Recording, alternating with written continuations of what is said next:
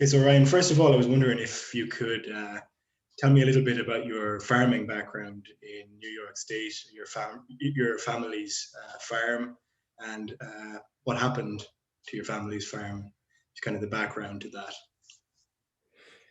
I was the fourth generation in my family to milk cows. Um, so our farm trajectory probably followed the same path as a lot of farms in the area at the time. My adolescence um, was mostly covered by the 90s. And in the US, farming was good in the 90s. Um, I think there was jokes about, all the money that farmers weren't making. But those jokes would be followed by, a wink and a nod. And if farming was hard, it was only in the ways that it's, naturally hard, inherent to the act itself.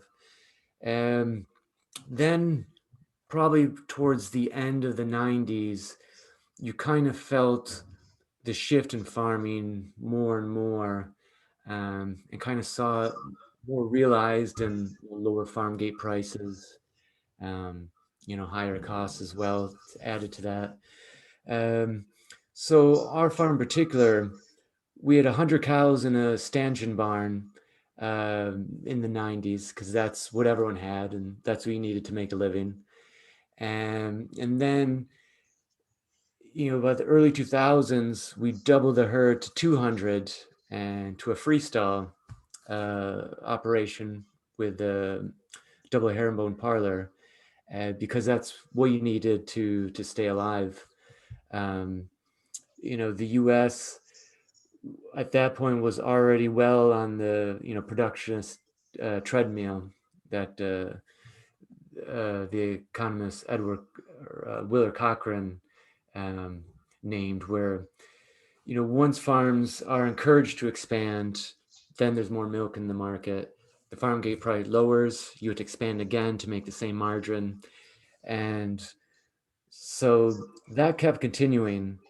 And it got to the point where when our family stopped milking cows in 2014, um, 500 cow dairies weren't breaking even, where our farm was starting to go backwards in numbers and well, and it just became impossible to compete. So at the moment, the whole area has consolidated into two farms that have well over 1,000 cows each, and that's understood. My understanding, the minimum to break even at this point in the United States. So really what you're talking about then is essentially the concentration of agriculture in a very small number of hands. Um, I think we see something kind of similar in Brazil. Is it sort of parallel? Is that the direction that the US is going in then? Um, Yeah, I'd sadly probably declare the family farm dead in the United States. I think it's gone too far, and I don't think the right type of will and knowledge and procedures are there to kind of resuscitate it. Um, I'd say the country that went quicker and more extreme in that manner in the U.S. is Australia, okay. where in 2000 they decided they wanted to be a completely deregulated industry, and within a couple of years, some areas lost two-thirds of their farms, and the change was very sudden and very abrupt. Um, so the U.S. Um, it's not entirely deregulated, but it's increasingly deregulated, and there hasn't been a will to put mechanisms in place to halt expansion or to make it more profitable for a small farm to exist. Um, so at this point, yeah, it's there's going to be no one entering the industry, with less than 1,000 cows at this point, unfortunately. Okay. And you don't see the Biden administration changing direction? Has anything in his decisions or picks in cabinet led you to think that there will be a change in direction, or will it continue to go in that direction, do you think, Um, president? It's funny. Whenever a Republican is in office in the United States, agriculturalist policy is easy because they believe in the free market, that the free market works, and you don't need any sort of intervention or any sort of um, government work to be done. Then when a Democrat takes office, they said, "All right, what do we need to do to um, try to make a livable income for farmers?" So there, I believe Vilsack, the Secretary of Ag, who's the only one serving two terms that aren't back to back, I think, in U.S. history, uh, he's kind of given a second chance to kind of save his name in ag policy because his first term was fairly uneventful. And so I believe they are looking at ways to maybe reward land going into grass-based production or things that are look good environmentally. But I think the problem is that it's going to take something extremely radical in the United States to make a farm of 100 cows profitable again. I think we've just gone too far um, towards expansion that it's going to take something big to reverse that, and it'll be costly initially for the government, which I think also lessens the will. Um, and yeah, I see that unfortunately as a bit too late. Um, some people say that the last true fight in America to save family farms was in 1963 under the JFK administration. There was the economist I mentioned before, Willard Cochrane, who was a proponent of supply control. Um, at that time, big agri-industry business was just starting to take off in the 50s when Cochrane was thinking about ag policy, and technology was just starting to take off. Um, and he saw that without something that kind of limits that protects profitability for a small farm and limits expansion, it's going to be a race to the bottom. You're going to keep getting bigger and bigger and bigger, and the price you receive is going to be lower, lower, and lower. Um, and so he tried to enact supply control, and JFK was behind him, and of course he was called a communist, which Of was a course. easy slur in America, and it was.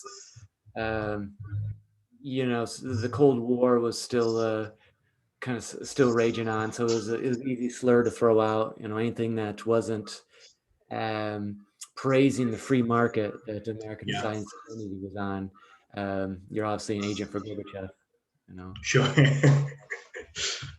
So yeah, so since then, um, yeah, American farm policy has largely um, been left kind of being sacrificed at the altars of the free market. Yeah, And I think, farmers themselves or anyone who is even vaguely familiar with the act of farming could probably guess why agricultural policy doesn't work with a free market. For dairy farming, take for example, milk's a flow product. You can't stop making milk. It's a perishable product, so other than turning it into powder, you can't really store it. And because of that, farmers don't have the same countervailing agent agency in the market that retailers do, um, and and processors. So the free market is never going to be a friend of the farmer. Agriculture simply can't be regulated by the free market alone. absolutely. Couldn't agree more. So obviously, you've given a fairly comprehensive account of the history of American policy in terms of agriculture. Now, there is a different way. So I know I've done a bit of reading on your life and your experience, and you have lived in Iceland, which, as far as I can gather, provides a very different model to the direction that these big countries like Australia and the US are going in. Could you maybe talk a little bit about your experience in Iceland? I applied for a Fulbright to go and write about Icelandic farmers, and the pitch I used to um, present my project to the Fulbright board was the same pitch I used when I applied for previous years. In that, hey, listen, your farmers are struggling. You need me to go and write about your family farming while there's still time. Uh, However, when I arrived in Iceland, I found out that they didn't need me to write about their farmers, in that they weren't struggling. It was probably, to my understanding anyway, the only developed nation where a family farm, particularly a farm of only 60 cows, can support a family and support it well. Um, and Iceland stands at proof that supply control can work, that it is possible to support agriculture in a way that prioritizes farmer income and the lived experience of farmers first.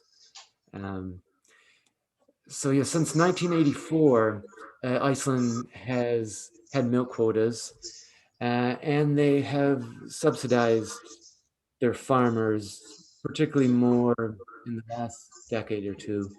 Um, and as anywhere that ag policy exists, it's now without controversy. There's always some people that are saying that why should we, you know, pay a little bit more for our farm products, or why should we, subsidize farmers? But all in large, the public is behind it. Um, as part of the deal to support Icelandic agriculture, the cows have to be on pasture so many weeks of the year, um, as well, and which kind of fits in with what the public wants of their image of agriculture and their idea of it. Um, but yeah, Iceland has been a sort of the anthem call, and my understanding of ag policy, in that it's proof that these things do work. That that it can be successful. I mean, granted, Iceland's a small nation. They're more agricultural than other nations, and their general population is more closely connected to agriculture than most other places in the developed world. Um, but it was a bit of a justification, I'd say, um, for myself, and I think other people who are kind of strong proponents of supporting small agriculture, that it can work very well. Sure, sure. So that's obviously really interesting. So you talked there about Iceland being a small country, the United States obviously a huge country. Ireland's bigger than Iceland, much smaller than the US. What's your take on agriculture in Ireland at the moment and the direction that it's going in? Um, I'd say first to talk about Irish and EU agriculture, to put it in a global perspective. I think the EU does a lot more for the farmer than other major agricultural communities, such as US, Australia. There is a concern for the experience of the farmer. Um, Supporting small and mid-sized farms is always a part of the conversation. So in that way, globally, I myself have a lot of respect for some of the EU policy. Um, However, having said that, I I think ever since the McSherry reforms in '92, when the EU started shifting more towards a market-oriented pricing for its farm gate pricing, um, it started going to a direction that could be, well, I think is ultimately detrimental for family farming. Um, and probably the biggest event of that, of course, has been the phased removal of milk quotas. I know that there's a lot of farmers that supported the removal of milk quotas in the dairy industry. And I think I understand that, growing up a farm myself, I understand that when you're doing the same act every day, you're milking cows, you're feeding, you're getting up, you're doing it again, you're thinking, if I could have just 15 more cows, I could make this much more money, and that would be better. If I could expand just a little bit more like this. So I could understand the farmer's support for that. And but I also think agricultural industries are very short-sighted in that all the EU had to do was look at what happened in the United States without supply control. Look what happened in Australia without it and the consequences and what the experience of those farmers were and what farming looked like after that.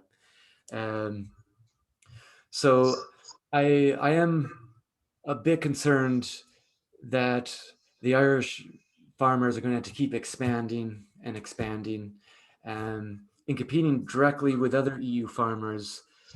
I don't think ultimately Ireland can expand as much as some of the countries on the eastern side of the EU, or some of them that previously had collective farms, such as like East Germany. I believe there's still some large farms left over from collective farming under socialism and these things.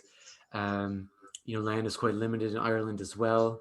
Sure. Uh, so I think farms are going to have to continue to expand. So there's going to be a continued structural change in Irish agriculture, in particular. Um, I think it's. I wonder if it might hit a point where it can no longer expand based on grass-based systems. So it's going to be more concentrate fed, like in the U.S. and Okay. other places. So the style of farming is going to change, and it's going to be a different experience for Irish farmers. It's going to be a different type of farming. Um, so I lamented that type of ideology shift within the cap policy, um, and and I also, one thing I don't think always gets mentioned um, is that there's not always the type of leadership in these situations. I think um, that one might expect. I think, in particular, farmers look to agricultural journals for kind of ideas, but also leadership on what's happening, what should be done. Um, and there's one in every country, and farmers, um, whatever they do in their regular life, they're probably going to pick up agricultural journal and look to them for sort of guidance and what they kind of hope the future should look like, or what ag policy they should support. While these type of journals and media support sources, they're making a living from the farm themselves, from subscriptions. And I think sometimes they're victim to just kind of telling the farmers what they want to hear. Um, so, I think there's different places you can trace back to American history where these journals told farmers that, yeah, you have to expand and no, you don't want supply control because that's what they thought they wanted here. And in Ireland as well, there's major journals back when the quotas were being discussed, if they should be removed or not. And these journals stood up and said, no, we support the phased removal of quotas because that's what the farmers wanted themselves. And and now I think some of these journals are now saying, "Yep, we need some quotas back on, or something of the sorts." Yeah, Uh, in any case, yeah, I think sometimes there's a vacuum of a trustworthy voice in these things. I think is what I'm trying to say. for sure. Sure. I guess that's capitalism in a way too, isn't it? I mean, it's always you're always inclined to tell the consumer or give the consumer what they want in the immediate to short term rather than um, to perhaps provide that dose of reality when it's timely. Um, just if you had a place at the cabinet table and you had the Minister for Agriculture's ear, um, what would you say? What would you tell him to do? Just if that's not too tricky of a question, just kind of broad stroke advice, what would you suggest he should do? For the EU or for the US? Yeah, Or well, I guess I know it's always a tricky thing to discuss because obviously being part of the EU, what can the Irish government do alone with, say, outside of EU policy? Is there any, and are there any measures that the Irish government can enact, perhaps to protect Irish agriculture from going in the direction that you're describing? well, first, I'm aware of my position of not being Irish, coming in and speaking of Irish politics. So I'd recognize that I don't mean to be someone coming in with all the answers or suggest that. Um, I One thing I would consider perhaps is lowering the cap on the basic scheme, is the Yeah, basic payment scheme. I believe, am I right? The cap's at 150,000 euros. sure. Yeah, Um, so, I think whenever subsidies are of any sort are brought in the media, they're usually positioned wrong. Usually in the media, it's given as should we have them or shouldn't we have them yeah, type of debate, where I think it's probably more appropriate to say, how can we use them effectively? And one of those ways is to put, a hard cap on how much a single farming enterprise can receive, um, to kind of make sure that that the percentage that the smaller farmers are receiving a larger percentage of their income through these subsidies, a significantly larger percentage than perhaps large farms are, or at least are supported more by it. Um, I think that saves taxpayer money as well. It gives more advantage to small farmers, and encourages people to stay small. Um, farms who expand aren't bad people, of course, but sure, every farmer would agree they'd rather make, a good living on 30 cows than have to try to make the same living with, 300 cows. of course. Um, so I would consider maybe lowering the cap, which I think under EU policy is within the purview of the Irish government at the moment, I Yeah, believe. I think so. Yeah, yeah. Great. Thanks for Another that. thing, if I may jump in, Sure. uh, I don't. I've often wondered if it'd be possible to have a government invest in, or probably a co-op, in a sort of value-added um, chain where consumers can buy milk from, or whatever agricultural product, from only small farms. It could Okay. be a structural and um, logistically tough thing to accomplish. Um, but I think one of the major problems in trying to support small agriculture is that I think the public still has the will to support small agriculture and Yeah, family agriculture, where most people say they'd be willing to pay a little more if they knew that money is going to the type of farms that we see on TV with happy cows and everything. Um, but at the moment, there there isn't a bridge between people's support for family agriculture in a way that they can act on that and actually do that. So I don't know if there is some government sponsored co-op or some of that sorts that create a product chain made from agricultural products, just from small agriculture. I mean, the idea has been around for a while, but as far as I know, no one has done it on a major large scale. it's a really interesting idea. Yeah. Thanks, Ryan. Um, so I suppose we've covered quite a bit of policy stuff there. So I do want to kind of move on and talk a little bit about the novel. Congratulations again, by the way, a huge achievement. Um, so I was wondering just if you could explain what the novel is about, and what the inspiration for it was, what inspired you to write it. and talk perhaps a little bit about how the narrative links in with your own farming experience. Sure. The novel's titled "The Beast They Turned Away," and growing up on a farm, I've noticed that there aren't a lot of stories written about farmers, particularly anymore, and the amount of movies about farmers is less. And there's not many chances for farmers to see their own lived experiences reflected back to them in the things they watch and read.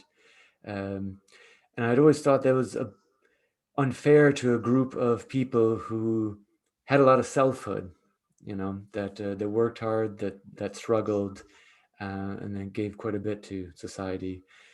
So I've always had an interest in trying to tell the story of people like my family, um, who are farmers, and try to make a living at it.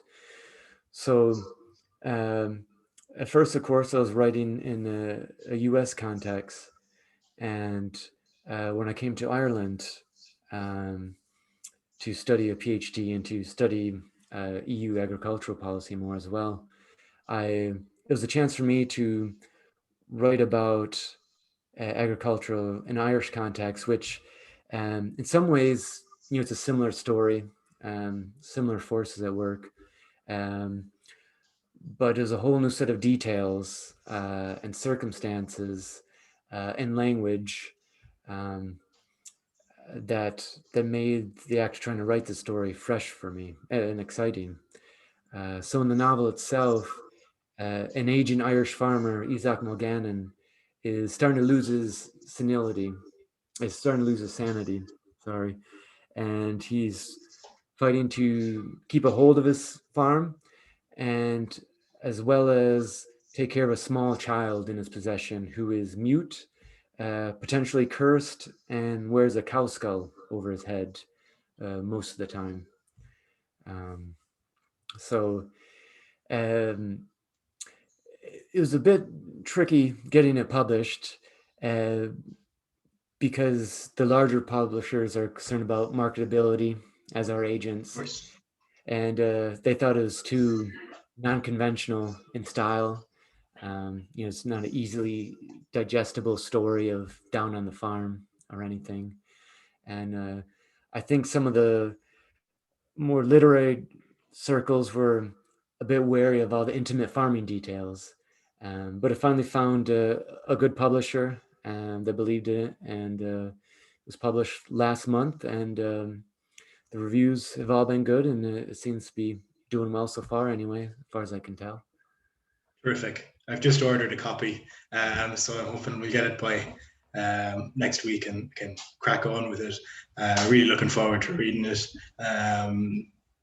Definitely is true when you say there, you talk about the number of novels that are set on a farm, and it is quite striking that you don't really encounter many where farming is described in detail, the act of farming.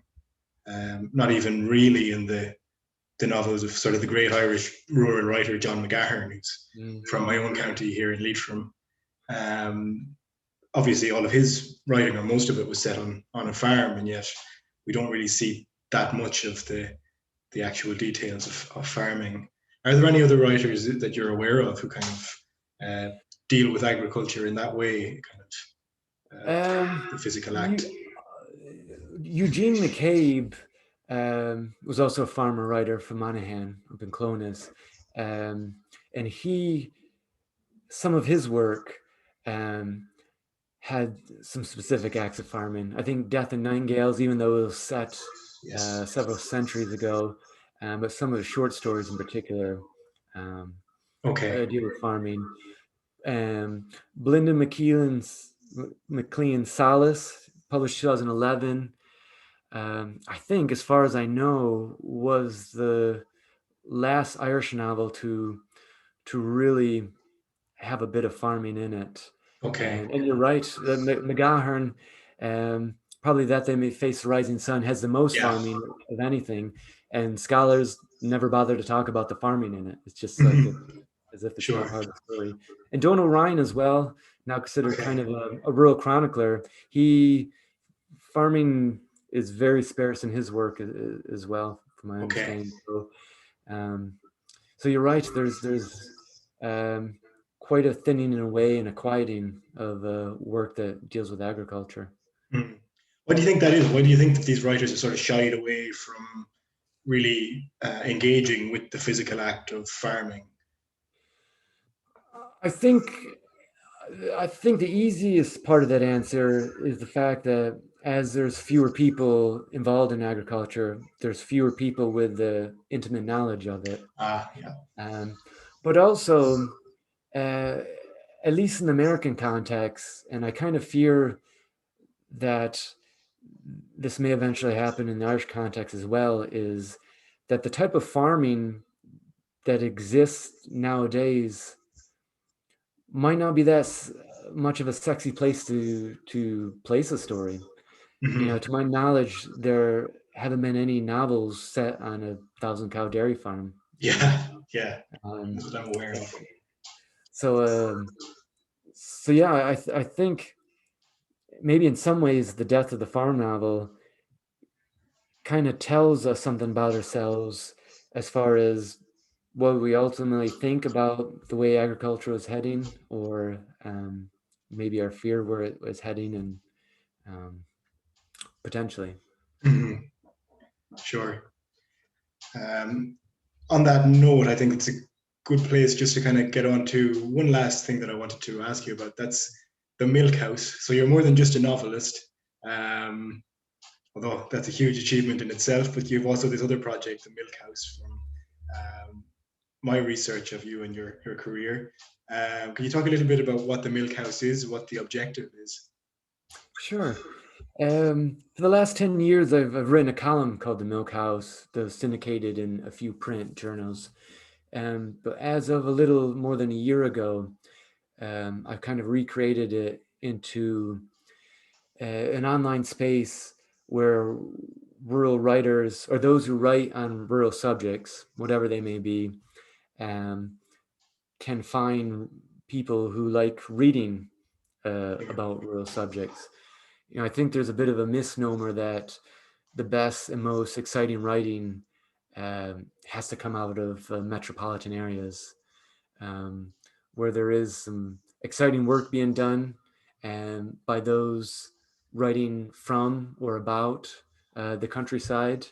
Yeah, Um, and I I created the Milk House kind of a space for um, both those writers to find new audiences, and also to kind of prove that the experience of those in rural areas is a both sometimes universal across geography. There's certain elements that someone in rural Ireland can relate to, probably rural Japan, um, but also very unique and dynamic, and um, something that deserves close attention to in writing and in literature. So um, that's what the definitely. Milk House is hopes to be about anyway. It's a really interesting idea. I think having grown up in Leitrim, the most rural county in Ireland, um, you get a sense that here in Ireland, sometimes people from the cities take a slightly condescending attitude towards rural people, and I definitely feel that that is shared. Um, I don't know if it's a global thing, but for sure I've kind of observed it. The countries that I've been in, um, is it the same in the states? Would you? Yeah, yeah, absolutely. And I think one thing that happens is the experience uh, of rural people kind of has the edges rounded off or gets lumped into big groups.